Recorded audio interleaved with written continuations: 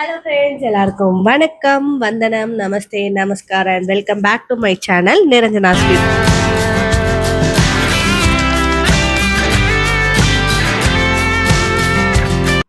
இன்னைக்கு நான் ஓணம் ஃபெஸ்டிவலை பற்றின ஒரு இன்ஃபர்மேட்டிவ் வீடியோ தான் போடலான்னு நினச்சேன். ஸோ அதை தான் இன்னைக்கு நம்ம பார்க்க போகிறோம். பொதுவாக ஓணம்னு சொன்னால் உங்கள் எல்லாருக்கும் என்ன ஞாபகம் வரும்? அது கேரளா செலிப்ரேட் பண்ணுற ஒரு ஃபெஸ்டிவல். கேரளா சாரி, பூக்கோளம் இதெல்லாம் தான் நம்மளுக்கு ஞாபகம் வரும். ஆனா இந்த ஓணம் பண்டிகைக்கு பின்னாடி ஒரு குட்டி ஸ்டோரி இருக்கு. அது என்ன ஸ்டோரின்றதை தான் இன்னைக்கு இந்த வீடியோல நம்ம தெரிஞ்சுக்க போறோம். தெரிஞ்சுக்கலாமா? ஃபர்ஸ்ட் ஓணம எந்த மந்த் ஆஃப் தி இயர்ல வந்து செலிப்ரேட் பண்ணுவாங்கன்னு பார்க்கலாம். மலையாள மாசத்துல சிங்கம் என்ற ஒரு நாள்ல தொடங்கி திருவோணம் என்ற நாள் வரையும் இந்த ஓணம் ஃபெஸ்டிவலை வந்து செலிப்ரேட் பண்ணுவாங்க. அதாவது ஓணம்ன்றது ஒரு நாள் ஃபெஸ்டிவல் இல்ல, 10 நாள் ஃபெஸ்டிவல். நானும் இதுவரை ஒரு நாள்ல நடக்கும்னு நினைச்சிட்டு இருந்தேன்.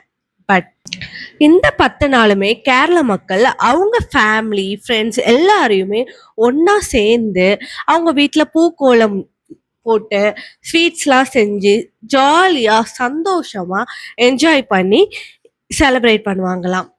ஏன் இந்த செலிப்ரேஷன்? இப்பதான் நம்ம ஸ்டோரிக்குள்ளேயே போக போறோம். Let's see the flashback. இன்னொரு காலத்துல மகாபலின்ற ஒரு மன்னர் வந்து கேரளா மாநிலத்தை வந்து ஆண்டுட்டு வந்திருக்காரு. அவரோட ஆட்சி காலத்துல வந்து மக்கள் ரொம்பவே சந்தோஷமா வாழ்ந்திருக்காங்க. அப்படியே வாழ்ந்துட்டு வந்த அவருக்கு ஏழேழு உலகத்தையும் ஆளணும்ன்ற ஒரு ஆசையும் பிறந்திருக்கு. அதுக்கான யாகம் தியானம்ட்டு பல விஷயத்த அவர் செஞ்சுட்டு வந்திருக்காரு. அப்படி செய்யும் போது அதை பார்த்த இந்திரனுக்கு இவர் பண்ற யாகத்து மேல பார்த்து பயம் ஆயிடுச்சு. ஏன்னா இவர் பண்ற யாகத்தினால இந்திரனோட இடத்தையும் வந்து மகாபலி ஆள்ற சூழ்நிலை வரலாம். எங்க இந்த யாகத்துல மகாபலி மன்னர் வந்து ஜெயிச்சு நம்மளோட உலகத்தையுமே வந்து அவர் கைக்குள்ள வந்து அடக்கிப்பாரோன்ற வந்து ஒரு பயம் வந்து இந்திரனுக்கு வந்ததுனால இந்திரன் போய் விஷ்ணு கிட்ட வந்து கேட்கிறாரு, எப்படியாவது இந்த யாகத்தை வந்து தடுத்து நிறுத்துங்கன்ற மாதிரி விஷ்ணு கிட்ட போய் இந்திரன் வந்து ரெக்வெஸ்ட் பண்றாரு. அப்படி ரெக்வெஸ்ட் பண்ணோன்னே விஷ்ணு வந்து வாமனான்ற ஒரு அவதாரத்தையும் எடுத்து மகாபலி கிட்ட போயிட்டு இந்த யாகம் நடக்கும் போது மகாபலி கிட்ட போயிட்டு இவர் ஒரு தியானமா கேட்கிறாரு. இந்த விஷ்ணுக்கு வேற வேலையே இல்லப்பா, போய் போய் தியானம் கேட்கிறாரே அப்படின்னு யோசிக்கிறீங்க. எனக்கு தெரியுது, எனக்கும் அந்த யோசனை தான் வந்தது. பட் இந்த ஸ்டோரியை பார்க்கலாம். அப்படி வாமனான்ற வேஷத்தை, இந்த வாமனான்ற அவதாரம் எப்படி இருக்கும்னா 3 அடி உயரத்துலதான் அந்த உருவமே இருக்குமாமா. அப்படி அந்த உருவத்துல போய் விஷ்ணு வந்து மகாபலி கிட்ட கேக்குறாரு, எனக்கு என்னோட அடி நீளத்துல ஒரு இடம் மட்டும் நீங்க கொடுங்கன்ற மாதிரி கேக்குறாரு. மகாபலியும் அவரோட உருவத்தை பார்த்து இவன் அளவா ஆசைப்படுறானே, இவனோட 3 அடி தான் இருக்கா, 3 அடியில ஒரு இடம் கொடுக்கறது ஒன்றும் பெரிய விஷயம் இல்லைல்ல, அதனால நான் கண்டிப்பா உங்களுக்கு தரேன்ற ஒரு வாக்கையும், அதாவது ஒரு ப்ராமிஸையும் அவர் வந்து வாமனாக்கு கொடுத்துறாரு. இப்போ 3 அடி எடுத்து வைக்கணும் இல்லையா வாமனா? அப்படி வாமனா வந்து 3 அடி, அதாவது ஃபர்ஸ்ட் அடி எடுக்கும் போதே அவர் உருவம் வந்து வளர்ந்துகிட்டே போகுது.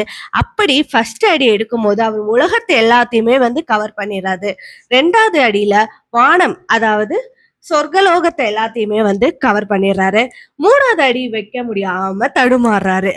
அப்பதான் வந்து மகாபலிக்கு புரிய வருது, இது வந்து மனுஷன் கிடையாது, இவர் வந்து கடவுள் வந்து நம்ம கிட்ட வந்திருக்காரு. இருந்தாலுமே அவர் கொடுத்த ப்ராமிஸ வந்து அவர் கொடுத்த ப்ராமிஸ மீறாம இருக்க மகாபலிக்கு வந்து விருப்பம் இல்லாத காரணத்தினால் அவர் கொடுத்த வாக்குக்காக அவரோட தலைய வந்து இடமா வந்து 3வது அடிக்கு கொடுக்கிறாரு. அப்படி வாமன வந்து 3வது அடியா மகாபலி தலையில காலை வைக்கும் போது மகாபலி அப்படியே அகல பாதாளத்துக்கு போயிறாரு. அப்படியே மகாபலி வந்து அகல பாதாளத்துக்கு போயிறாரு. விஷ்ணு நீ அந்த அகல பாதாளத்தை வந்து ஆட்சி புரியுன்ற ஒரு விஷயமே வந்து கொடுத்துறாரு. அப்படி ஆட்சி புரிய அகல பாதாளத்துக்கு போறதுக்கு முன்னாடி மகாபலி வந்து விஷ்ணு கிட்ட ஒரு கோரிக்கையை வைக்கிறாரு. அதாவது அவர் ஆட்சி புரிந்த அவரோட மக்களை வருஷத்துல ஒரு முறையாவது நான் வந்து பார்த்துட்டு போகணுன்ற ஆசைதான் அது. விஷ்ணுவும் அந்த ஆசைக்கு வந்து இடைமறிக்காம வருஷத்துல ஒரு முறை உன்னோட மக்களை வந்து நீ பார்த்துட்டு போலாம் என்று சொல்லிடுறாரு. சோ இப்ப புரிஞ்சுதா? இந்த 10 நாளுமே மகாபலின்ற அரசன் வந்து அகலபாதாளத்துல இருந்து அவரோட மக்களை வந்து சந்திக்க வர நாள் தான் இந்த ஓணம் பண்டிகை. இந்த ஓணம் மக்களும் அவரோட ஆட்சி காலத்துல ரொம்பவே சந்தோஷமா இருந்ததுனால அவங்களோட அரசன் வந்து திரும்பி வரும்போது ரொம்ப மகிழ்ச்சியா ரொம்ப ஆனந்தமா அவரை ஒவ்வொரு வருஷமும் வரவேற்கிறாங்க. இதுதான் இந்த ஓணம் பண்டிகைக்கு பின்னாடி இருக்கிற ஒரு கதை. இந்த கேரளத்து மக்கள் அவரோட லீடர், அதாவது அவரோட அரசன் திரும்ப வரத இவ்வளவு சந்தோஷமா வரவேற்கிறாங்கன்னா கண்டிப்பா அவரோட ஆட்சி காலத்திலயும் எவ்வளவு சந்தோஷமா இருக்கும்ன்றத நம்ம இந்த செலிப்ரேஷன்ஸை வச்சே புரிஞ்சுக்க முடியும். என்னதான் மித்தாலஜி இதுக்கு பின்னாடி இருந்தாலும் இந்த ஒரு festival, team work, leadership, coordination, togetherness இது எல்லாத்தையுமே வந்து கொண்டாடுற விதமா இருக்கிறத நினைச்சு பார்த்தாலே பூரிப்பா இருக்கு இல்லையா? ஓகே, இப்போ ஓணத்துல முக்கியமா இருக்கிற 3 விஷயத்த பத்தி பார்க்கலாம். இந்த ஒரு 3 விஷயம் இல்லாம ஓணம் வந்து கம்ப்ளீட்டே ஆகாது. என்னெல்லாம் பார்க்கலாமா? ஃபர்ஸ்ட் வந்து பூக்கோலம். அழகா அந்த 10 நாளுமே அவங்கவுங்க வீட்ல அவங்க ஃபேமிலியோட சேர்ந்து அழகா ஒரு பூக்கோலம் போட்டிருப்பாங்க. 2வது ஓணம் சத்யா, அதாவது ஒரு விருந்துணவு. எல்லா காய்கறி, வடை, பாயாசத்தோட சாப்பிடுவோம்ல, வடை பாயாசத்தோட விருந்துன்னு சொல்லுவாங்கல்ல, அதுதான் ஓணம் சத்யா. கேரளால ஓணம் சத்யான்னு சொல்றாங்க. 3வது வல்லம் களி. இந்த வல்லம் களின்ற பேரை கேட்டோடனே நானும் களி கிண்டி சாப்பிட்றதுன்னு நினைச்சேன். பட் அதுதான் இல்லை. வல்லம் களின்றது போட் ரேசிங். இது எதை குறிக்கிறதுனா, ஒரு பெரிய போட்ல வந்து 2 காம்படிஷன் வந்து நடத்துவாங்க.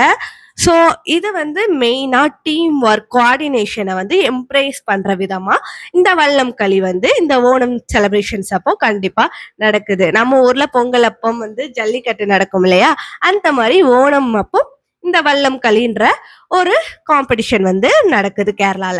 இன்னைக்கும் கேரளால ஒரு ஒரு ஓணம் செலிப்ரேஷனும் வரும்போது மகாபலி அரசரோட ஸ்டோரியும் வந்துட்டு போகதான் செய்யுது.